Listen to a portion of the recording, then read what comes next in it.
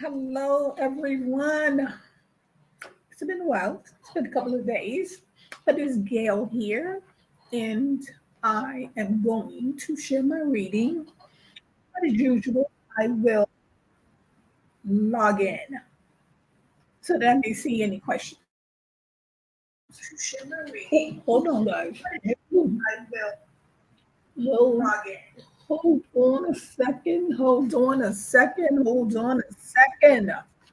How's your morning, afternoon, evening, wherever you are watching from? How's it going? Oh, how is the weather there? You guys experiencing any of this horrible snow and tornadoes and all the other things that's happening around the globe? Just 1 second. I am going to log in. Happy Friday. Some of you, it could possibly be Saturday. Happy Saturday morning. Um, it is still Friday evening here. But hold on 1 second and then we will begin the reading. As you can tell, I finally made it home. Yes. Just 1 second. So, have you guys been saying your prayer, staying in prayer, praying for others as well as yourself, family, friends, nation? Because we must remember that um, we have to pray for others outside of ourselves. But we're almost done here. Guys, it's been such a laid back day, almost too laid back for me because I've been laid all the way back. But sometimes, you need a day to recover from the day of being on a slight vacation. So you always need to unwind. And I am in a unwind frame of mind. At least I was. But I managed to get things done because, as I have admitted to all, when it comes down to time management, don't you depend on me for anything. It's so sad to admit, but it is what it is. So, guys, come on, sit down, get in front of your TV, get in front of your computer, your tablet. I don't know what's in your hand, your cell phone. Come and join me, okay? Because the things that's going on in this world today, and I think I have mentioned this, I don't know how many times, about um, like Christ calling out um, pastors, ministers, preachers, father, deacons, whatever, title they choose to use. And how, we think that the end is not here or we're in our last days. Let's put it that way. And but I always say that the church will be dealt with first, and then it's you and I turn. Okay, so I think this falls along the line of this reading, and so that's why it's kind of important that I share it with you. Okay, so abstain from all appearance of evil, and this is in First Thessalonians 5, verse 22. When I was getting started, it's funny, and I keep saying that I need to get a reader than that. I just think of this so that I know that my paper is flying. Excuse me if I'm doing all this, but it is what it is, and I'm not going to pretend like I'm sitting here professional. You see those ones on TV that's already, and they have their script in front of them. Lights, camera, action. No, I have my script in front of me, and oh, I forgot to do this, and oh, I forgot to do that because I am just on a level of sharing. Okay, so and I try to get it in front of the camera, so it's not always like I'm looking off all the time. Okay, so when I was getting, I'm looking off, right? I'm just remembering I don't have my glasses. Let me stop babbling and let me just let you enjoy this reading, and I'll try to get it all together the next time. Okay. When I was getting started in the ministry, God blessed me with an opportunity to serve as an associate pastor to an older man of God who taught me very important principles of my life and ministry. One of the most important principles he taught me, one that I now require of every leader who works in our ministry, is the necessity of abstaining from appearance of evil. When I first heard this pastor's rule, I thought they were a little overboard. For instance, men on the pastoral staff could not meet alone with the members of the opposite sex, counsel a woman alone behind closed doors, or ride alone in a car with a woman other than one's wife. I thought these types of rules made life very inconvenient. But the pastor was very strong on never doing anything that gave a wrong impression or that opened a door for criticism or accusation. That's what came to my mind, but we'll just go over that because I don't know why I'm thinking like contracts with the,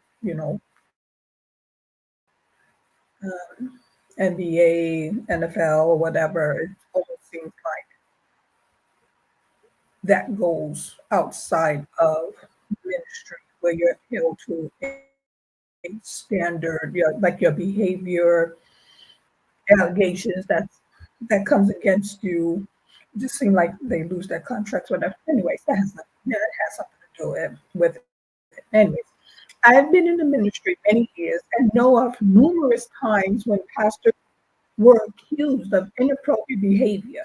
The behavior was something real and at other times imagined.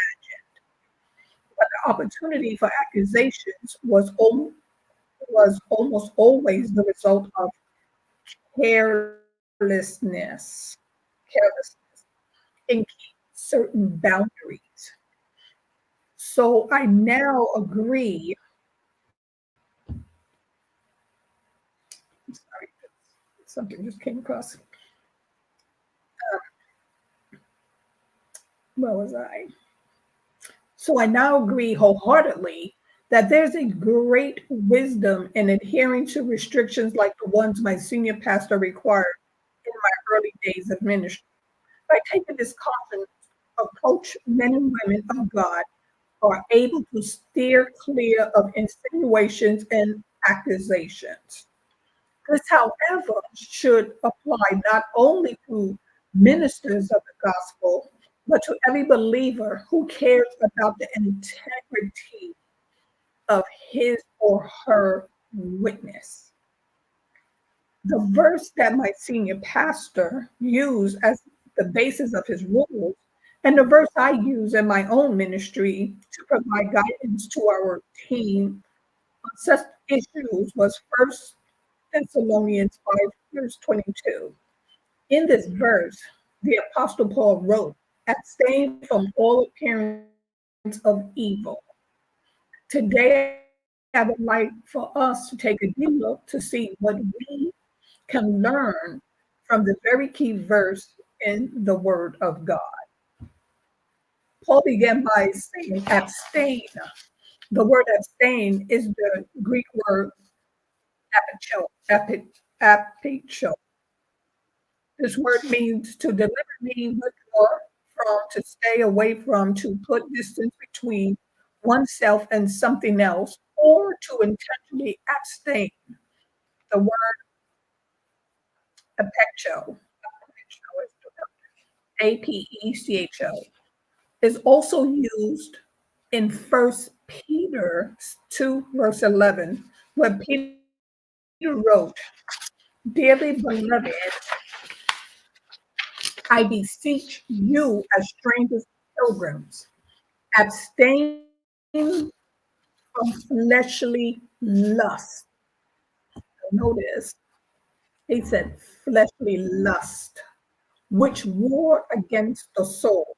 In this case, the word abstain, apecho, apecho, means to deliberately refrain from something. Hence, it could be translated. It could be translated. Okay, I'm going to read. It could be translated this way. I urge you to refrain from fleshly lust, which war against the soul. The implication is that believers should put distance between themselves and temptation of the flesh and soul. And how many times do we read, do we hear about accusations flying around in the church where there is, I really don't want to call it a miscommunication. Because to me, when two people agree to meet or to perform acts that is not with their significant other that they took vows with in front of the Lord, that's not a miscommunication. So, or when there comes a time where you hear the accusation, well, we're in to meet with the pastor, and then he touched my leg. So I agree with, if you don't allow that setting to happen, there's no accusations, there's no insinuation, because I'm not going to say this is the case all the time, but from what I have read, and what I have read, that, good evening, Maria. I'm sorry about that. I have this covering. So good evening, Maria. I have read how, let me just read that so I'm not missing any words or anything. So where you would have someone say, "Oh, the pastor touched me," or um, you know, the deacon tried to kiss me. Like, and when you what you want to do, but I mean, what I want to believe is that someone would not put themselves in that situation. And a lot of times, sometimes, like I said, a lot of times, because you know what, in this world we live in today, we don't know the percentage 50-50, 60-40, 70-30, 80-20, we don't know. Um, but when you are in a setting, people tend to come to church instead of listening to the word. They want to know, oh, the pastor looked good, the deacon looked good, and to be in the minds tender, woo, woo, woo, woo, woo. And so when it seems like when that's not reciprocated, then suddenly they're after you.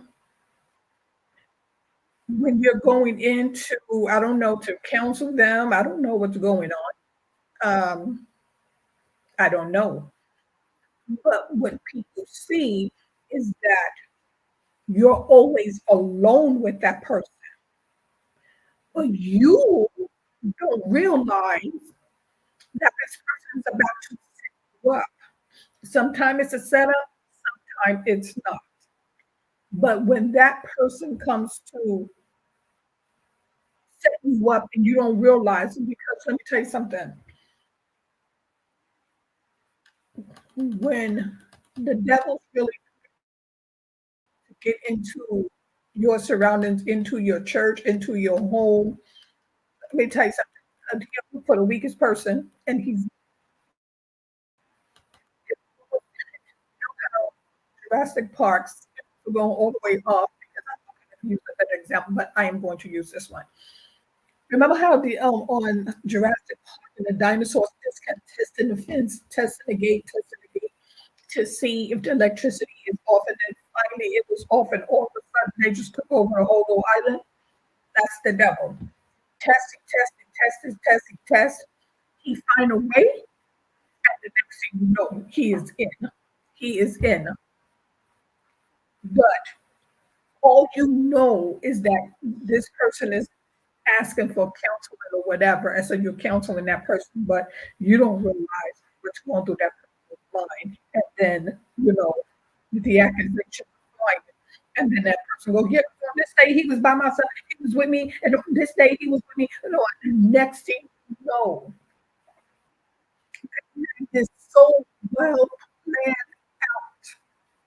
that to the naked eye, it would seem as if you were taking advantage of this person, me being male or female. But you don't realize that after your meeting, you thinking, I gave this person him or her the word and they good, but then that person, because they're sly and moving like a snake slithering around, they'll go in front of someone else and pretend to be so upset and crying and this and that. You're not aware that you are being set up. But had you not put yourself in that position to be alone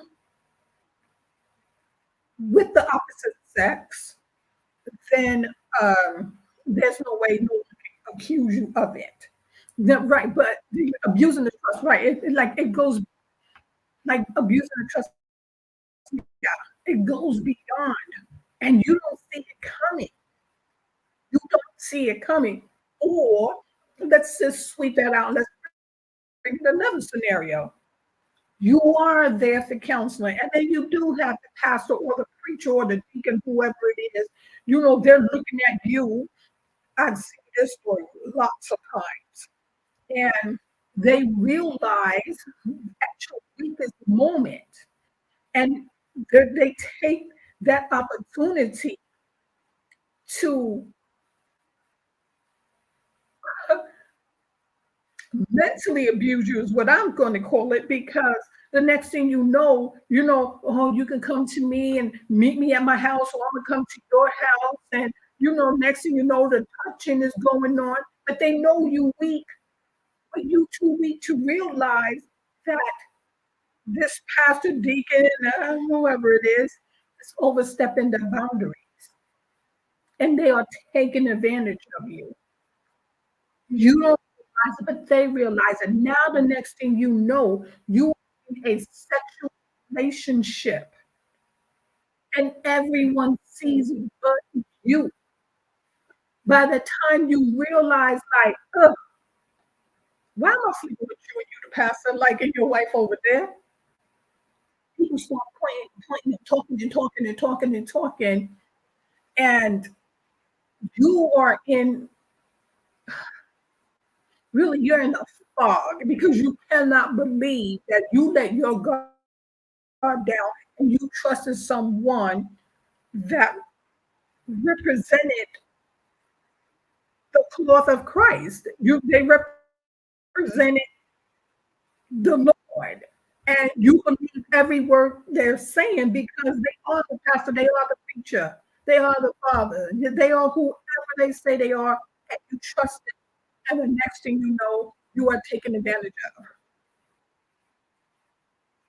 It happens. So I'm going to say I agree with that. So let me continue to read. A second here, guys. Let me just, because I am not seeing this here page either. So bear with me because I'm just noticing I have my papers covering. Now, There are other examples of the word apcho,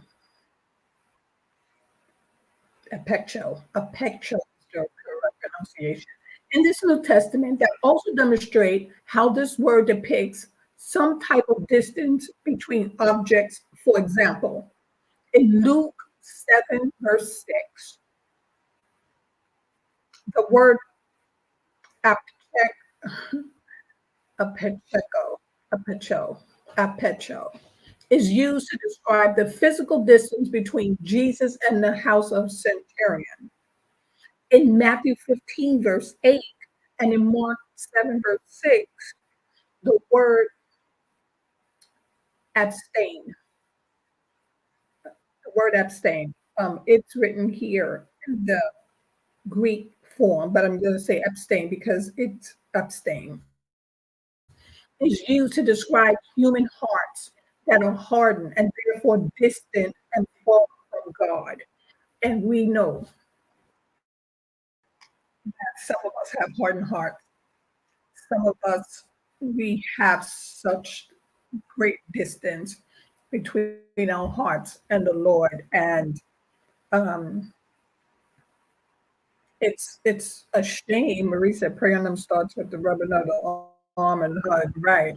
It's sad, but sometimes when the flesh is weak, it happens. Sometimes when you don't know that you can bring your problems and lay it at the altar and walk away, you don't know. But there's a correction for it. You can correct it. So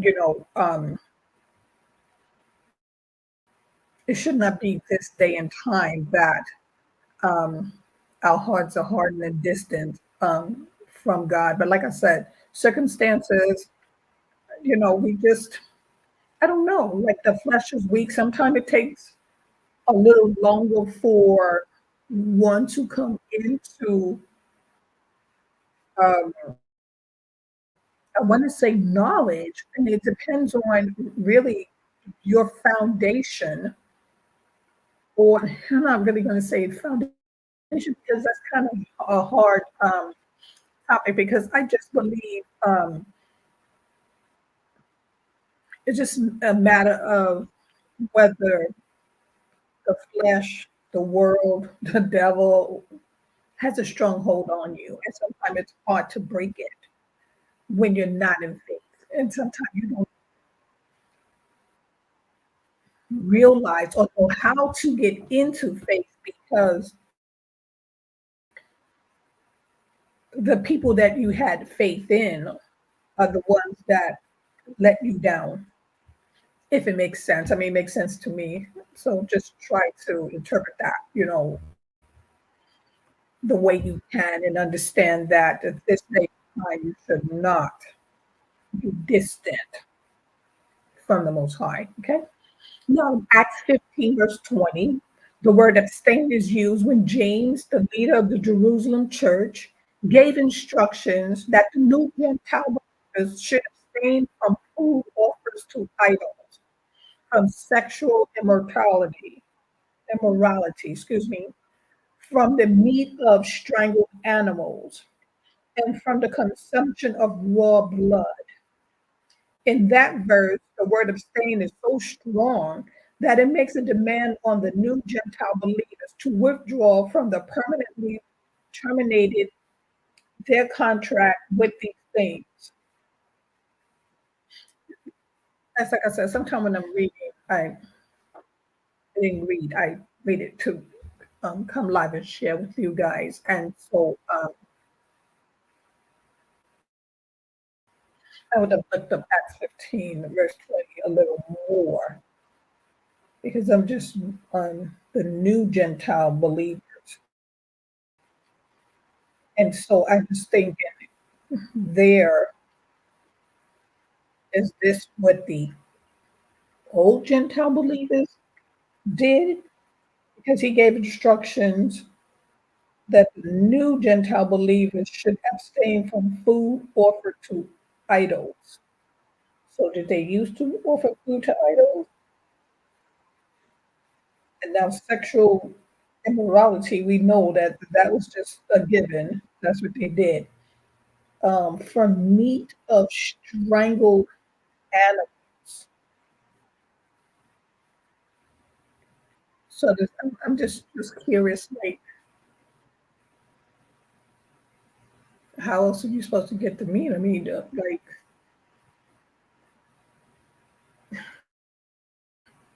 do you chop the animals? I mean, like, I'm just trying to think. So you're strangling, like in a choking force, like if you just kill the animal by strangling it. I mean, strangling it, chopping it. I mean, any which way you would think that the animal will die anyway. But whatever. And from the consumption of raw blood. Yeah, like, let's go. Let's continue to read. Sometimes I tell you guys that I can read something, and then now I just put myself back up there with the Gentiles and seeing how they were strangling their animals and drinking the raw blood. But we all know that this Bible is a learning tool, and it is a bunch of examples. So that's an example. Um, hmm. In that verse, the word abstain is so strong that it makes a demand of the new Gentile believers to withdraw from permanently terminate their contract with these things. It is actually a command to refrain, to detest, to discontinue, and to terminate any further contact with them. And it calls for a permanent halt to the practice of allowing such contact. So you're not to have any kind of contact with. Let's read, guys, because you get it. Keeping this in mind, we know that when Paul told us abstain from all appearance of evil, he was strongly urging you and me to put a distance between ourselves and any appearance of evil. The word abstain demands that we do not allow even the smallest hint of inappropriate behavior or or any act that could be misinterpreted or viewed as being immoral or unethical. There is no doubt about it. The word abstain calls for extreme caution and vigilance. Notice it says we're to put a distance between ourselves and any appearance of evil. So, I mean, is that saying that,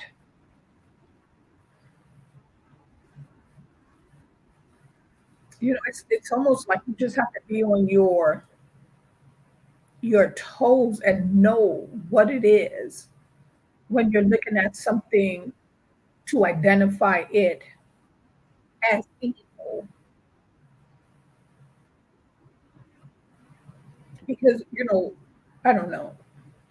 Because if I'm looking at something and I'm identifying it as evil, like suppose it's not, you know what I mean? And it's almost like an accusation. Like I'm saying that, the things you do is evil, so I put distance. And the whole time, I misread. But, I guess it's your judgment call. But the longer you're walking, eating, and living and breathing the word, you start to know the difference between what is evil and what is good. Let me just put it that way.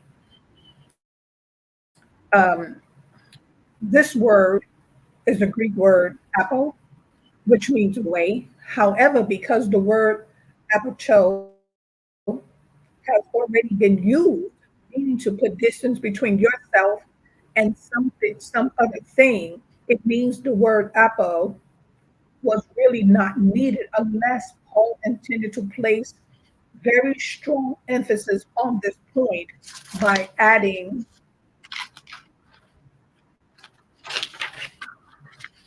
the word apo. it makes the point abundantly clear that believers should not put it makes abundantly clear that the believers should not put distance between themselves and what is obviously evil, but they must also put a great deal of distance between themselves and whatever fits this description seen out there. And that's what I was just thinking. Like, how do you know? But from what I'm reading, and like you're supposed to put great distance between themselves and whatever fits this description. Um,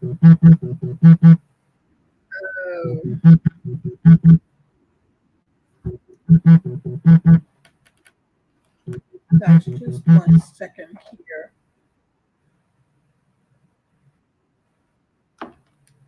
Just 1 second. I am going to take off Instagram for a minute. And guys, do pardon me because I'm going to take this call because I came home a day early and I don't know if this is important for my granddaughter or not. So meditate on what I just told you.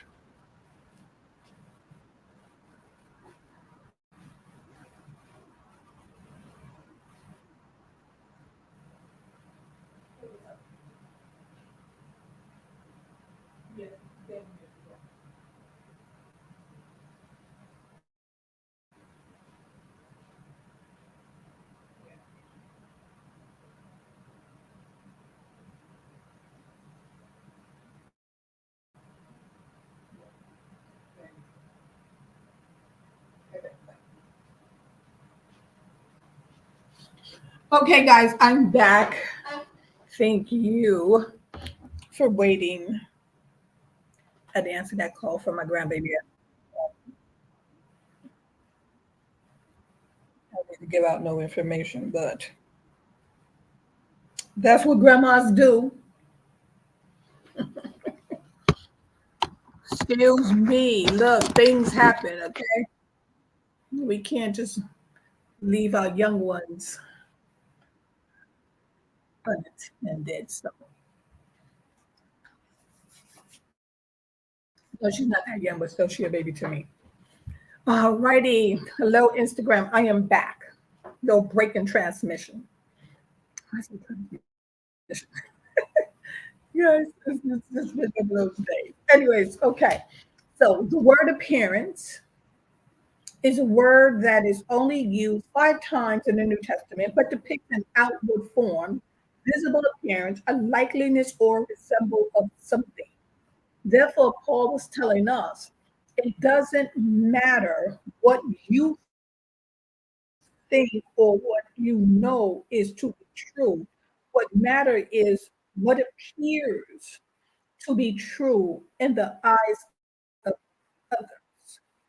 Even if there is a small chance that someone may mistake your actions as evil, or if what you do even resembles something evil or wrong, you need to stay as far away from it as you possibly can. That is, oh, let me tell you something. Like, if you thought that was a gray area, they just took the gray area away and said, no.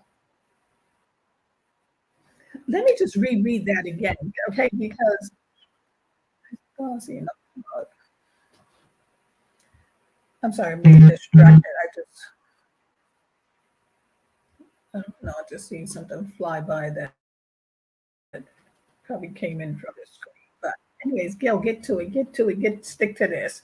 Sorry, guys. Like I said, my mind is up just like, oh, what is that? But anyhow, let me just read that again because this tells us a lot. Because I was just saying, suppose it's not really what it is, like you think it is. And so here it says, therefore, Paul was telling us Guys, listen to this. And let me make sure I am getting this down because this is very important here because this answers my question. And if you were confused the way I was confused, then this clears it up for you as well. Therefore, Paul was telling us it doesn't matter what you think or what you know to be true. What matters is what appears to be true in the eyes of others. So it seems like it doesn't matter what you believe is true, but what the eyes of others, even if there is a small chance that someone may mistake your actions as evil, or if what you do even resembles something evil or wrong, you need to stay as far away from it as you possibly can. Mm. What makes this even more serious is the fact that the word evil is often used in Septuagint version of the Old Testament to describe actions that are ultimately damaging to a person's testimony and reputation. See Deuteronomy 22:14. There is no doubt that Paul was telling us that we must do everything in our ability to put a lot of distance between ourselves and anything that would bring harm or injury to our reputation or to our godly witness in front of other people. Yes, that sums it up right there. That's all I can say is that it sums it up because it is saying no matter what, if it resembles evil, if it appears to be evil, then we ought to put distance. Think about it. How many people do you know who did something that they thought was all right to do, but other people saw that action and misinterpreted it as a result? It stained their reputation. I'm talking about situations like pastors being accused of immoral behavior because they had close contact with a member of the opposite sex who wasn't their spouse. Maybe nothing wrong occurred, but that person saw resembled something bad, and the pastor was therefore falsely accused. He just spoke about that. That is why it is a good rule never to come to a member of the opposite sex alone by using common sense and refraining from ever being in such a situation where you could be accused. You have put distance between yourself and potential accusations. You know what? Really, like I get with this saying, but it's also I don't know, like confusing because what I'm thinking is then where do the trust come in? Like how do you trust your congregation? But then again, on the flip side of that, I understand like I guess it's less for people to talk about. And if you are representing the Most High, you're representing Christ. I don't know. That's just it. Just seems like a hard. It's just hard to separate that because it means that you are like. How can you preach anything and feel good and feel safe if you're always lurking to see who?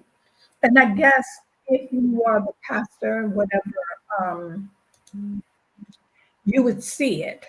I'm just thinking like the Most High will reveal it to you. He will reveal. Like the Holy Spirit would be like this person right here that's always smiling in your face.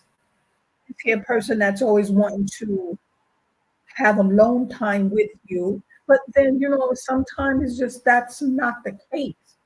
So I don't know. This is why we read, this is why we're learning, and this is why we take, I guess, what's needed and then apply.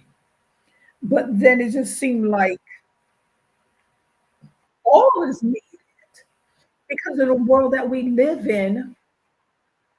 I almost want to say, like, this is like a hard topic for me because let me just tell you why. Because I'm just thinking, why? Why would someone do that? But then you look back into history and we see that there are people, grown up, grown people, grown people that have, that have come back, that has come back and said, you know, um, when I was the altar boy, this happened. Or, you know, there's videos and it shows leaders, but they're outside having sex on the street with people that it's not their spouse. So it's just a sad thing. When you just really think about it, it's a sad thing. It's sad because this is the kind of stuff to take advantage of others, to violate their trust. So, at the end of the day, I guess it is what it is. And, you just have to apply. We have to apply what we are reading. We have to apply it because those situations are happening and we cannot act like it's not happening. So, as much as you want to believe that, and you know what, really, and I just don't want to just say that this situation is happening in churches because it's happening in families also as well. So, I mean, anywhere it can happen. It can be a teen. We read about them also. You send your children to school, and then the next thing you know, the person you trust violates your child. So I guess this is just a world thing going on, really, at the end of the day. That's the conclusion I'm coming to. But let me finish. Have you ever heard a rumor about a preacher who wrongly used money that was intended for the work of the ministry? The truth may be that the minister never did anything wrong at all with these funds, but because his actions gave a wrong impression to people who were watching, what he did resulted in a damaged. See, this is what I'm saying. And a lot of times the ones that's just ruining your reputation would be the town gossipers, as they used to call them anyway, the town criers. Um, Anyways, preachers can avoid these type of accusations by determining never to touch ministry funds personally and by establishing a bookkeeping system that demands accountability. Just by using common sense and choosing to refrain from activities that might give a mistaken impression, those in the ministry can put great distance between themselves in suspicious looking situations. In doing in so doing, there will never be room for accusations that they misused ministry funds or participated in any questionable activity or behavior. There, I agree. I agree because if you have that type of access, and we all know that money is the root of all evil. Now, who is to say that a lot of times that you won't be tempted? I mean, you should not touch it, but is your flesh really that weak? Is your lust for things, cars and homes and travel, would force you to, not gonna say force you, but have you look into, I'm gonna take a couple of thousand here, and then next time around, mm, that happens. It happens. And we have read about it, about how you just have these pastors, and the next thing they're passing a plate around and people paying their tithes, and the next thing he has a big old flashy car, rings, and he's coming to teach and he's coming to preach and he's and gold. No, I really did read about one that I think it was in Brooklyn or somewhere. Um, Allegedly, he was draping gold, and then you had some people that came into the church and robbed the pastor. Allegedly, and said that he was collecting funds from the senior citizens, that their savings money, that they worked so hard, and he just managed to get it. So I don't know. I'm not going to say it could never happen. I read it, and if you look it up, you can read it. So, I mean, I'm reading it, and I'm just saying, nah, is this really happening? And I'm just letting it play back in my head. And let me tell you what the Holy Spirit is saying. It is happening. You have read it, girl, acknowledge it, and make sure you apply it. Sometimes it is what it is. As I said, the principle of refraining from every appearance of evil isn't pertinent only to ministers. It applies to every believer who wants to maintain a godly reputation.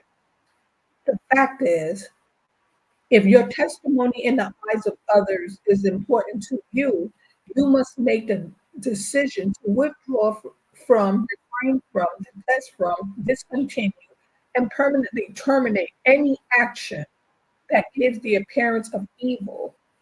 Although this may require a new set of rules for your life, you will be you will be taking vital steps towards preserving your testimony and godly reputation. How much is your reputation and the reputation of the Holy One you represent worth to you? And guys, you know what? Um, that just said something like really, it just gave me this feeling of importance, because it's like how, like, if I am, not to say not if I am representing the Lord. I am representing God, God the Father, God the Son. And if this is my assignment, like I should be able to do it with pride. And, when I speak of the Most High, like it should just bring this feeling of wholeness, of pride. And so I guess to say I need to hold myself to a different standard, then I must hold myself to a different standard. So Um, yes, this makes sense. Good. Guys, just 1 second. Ralston, just come down the hall. It's prayer line time. So just 1 second here. Let me put oh, come out.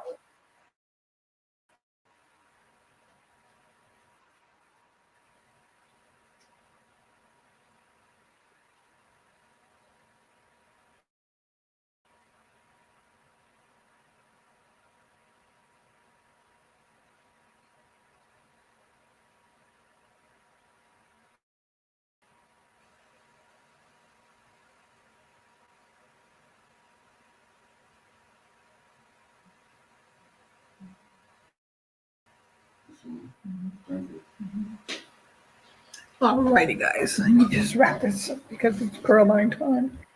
Now, if you want to maintain a good name and testimony in front of others, you must refrain from any action, language, or contact that gives the appearance of evil. And this is just, and this is not just my suggestion. It is the commandments of God found in 1 Thessalonians 5:22. By understanding the Greek word in this verse, we can interpret 1 Thessalonians 5:22 to read, you need to terminate contact with any place, action, language, or relationship that gives people the impression that you are doing something wrong. It doesn't matter what you think is acceptable. What matters is what other people perceive to perceive. So put a great deal of distance between yourself and anything you are doing that people could interpret and that could thereby stain your reputation. So guys, I guess we just gonna have to go with this, but I don't know because like I said, what comes to my mind at this point is like I read and I can kind of understand what this paragraph is saying, but at the same time,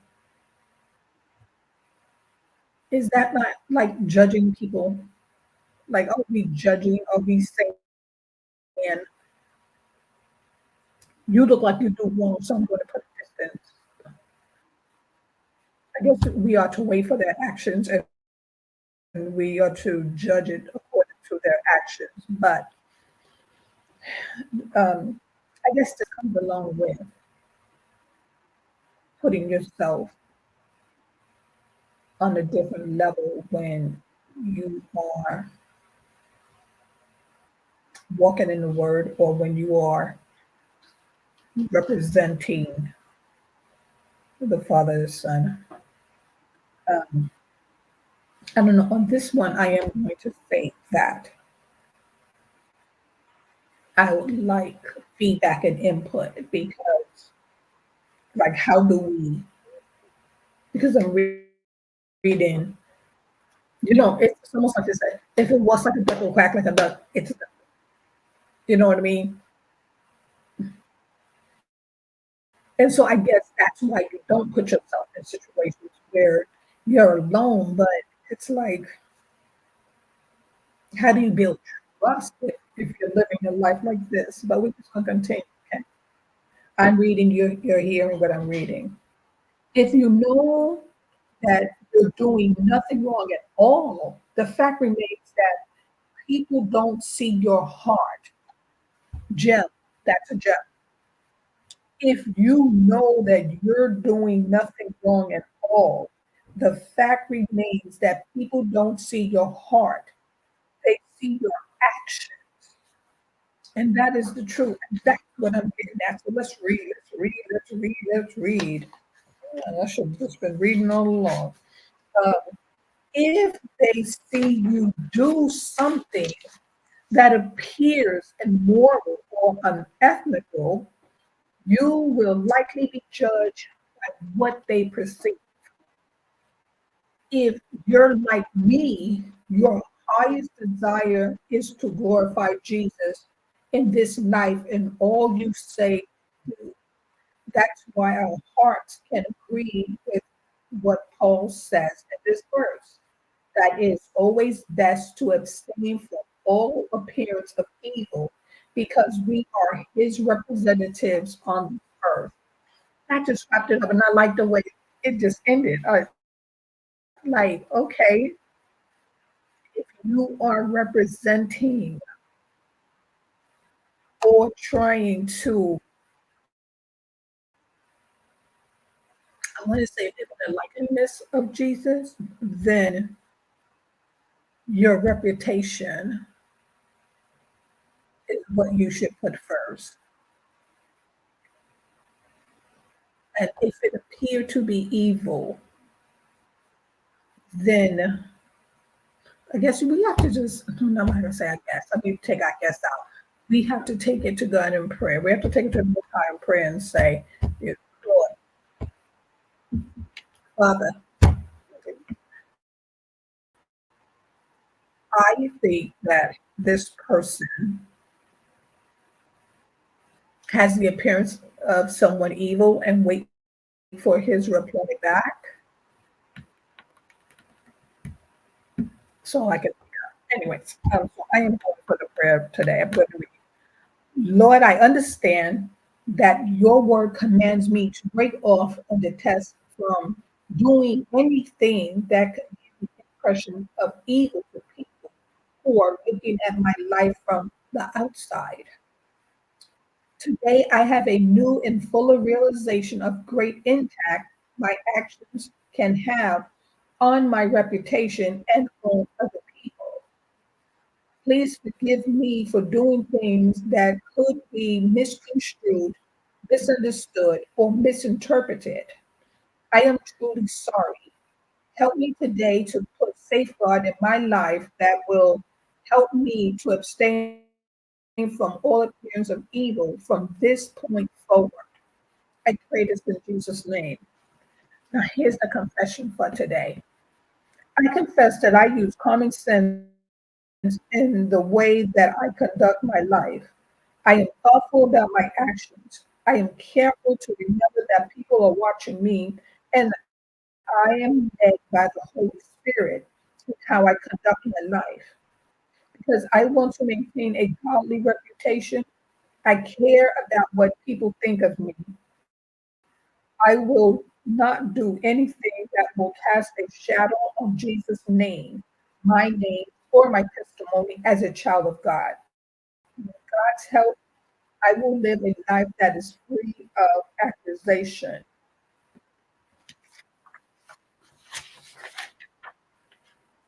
That, that is still, I'm just puzzled there because, like I said, I get what I'm reading, but and then also I was thinking, I guess that idea of I don't care what you think, I don't care what you say, then I need to change it and care about what you think and what you say because any little thing somebody can accuse you or misconstrue, misunderstand, misinterpret what it is that you are doing or saying. And so I guess this is just the rules. And um, like once you are chosen by the Most High, because we are, like I said, we know that He chooses us. We don't choose Him. He chooses us. And to be a representation of Him, then these are the rules and the laws that we must follow. And but what I want to say is almost like, and I guess I can't say it's from a Christian point or biblical point, that is from a fleshly point. When I always say, like, I don't care what you say, I don't care what you think. like when I know it's not true that I'm not bothered by it. But I guess I have to move in a way that I would not even give you the opportunity to, I don't know, label me, frame me, accuse me. Like, hey, this is a learning process for all of us, okay? We read, we learn, we make our adjustments. Now, here's the questions to consider. First one, have you ever known someone who stained his testimony because contact with a place, action, language, or relationship gave people the impression that he or she was doing something inappropriate? Here's the second one. As you look back on that particular situation now, what steps could that person have taken to circumvent the accusations and change and charges that were brought against him or her? Here's the third one. Are there any areas or actions in your life right now that others might perceive to be questionable? Be honest with yourself. What are those areas and what steps should you begin to take to put distance between yourself and future accusations? Guys, that is the reading. Like I said, at any time you're feeling uncomfortable, remove yourself or tell someone is best. Yes, yes, but you know, I don't know. To me, that like what I'm reading is almost like a double-edged sword because it's saying like if it has the appearance of something evil, um, if it has the appearance, if it has, I don't know, like even just the appearance. So if someone just look and say, well, I think what Gail says is not true, and I think she's this and I think she's not.